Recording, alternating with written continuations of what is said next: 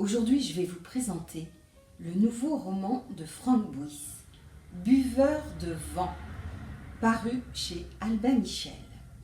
Alors, c'est tout simplement magistral. Pourquoi?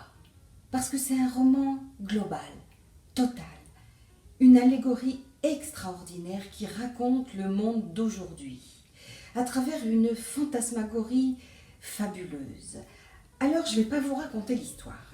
Je vous dirai simplement que son socle est constitué par 4 personnages, 3 frères, une sœur, des adolescents, qui ont cette idée folle.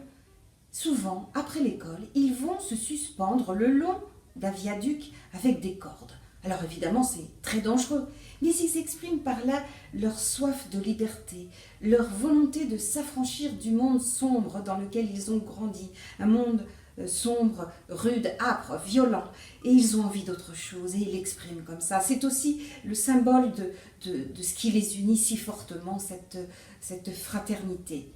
Alors, autour d'eux fourmillent quantité d'autres personnages, tous plus extraordinaires et intéressants les uns que les autres. Ils sont beaux, laids, étranges, toujours hallucinants. Frank Buys les pousse très très loin dans la constitution de ces créatures qu'il nous présente, sorties de son imaginaire, et on est assez fasciné par ce qui se présente à nous. Alors tout ça, comme je vous le disais, cette fantasmagorie qui tient de l'épique, du tragique, du western, du polar, du burlesque, eh bien tout ça nous raconte le monde d'aujourd'hui dans ses problématiques les plus cruciales, l'environnement, le capitalisme sauvage, la capacité des peuples à réagir ou pas. Et c'est nouveau ça dans l'écriture de Frank Buys.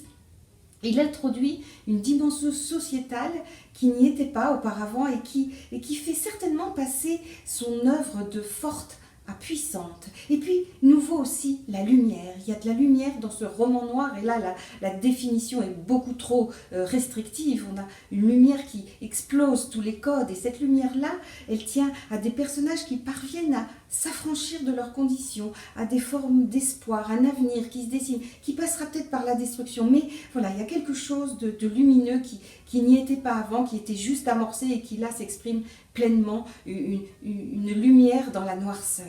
Et puis surtout, ce livre est une déclaration d'amour à la littérature. Alors par de nombreuses références à des auteurs qu'on verra ou pas, mais surtout par le style, par chaque mot, chaque phrase, on les déguste, on n'a pas envie que ça s'arrête, toute cette poésie, cette puissance poétique, on en redemande.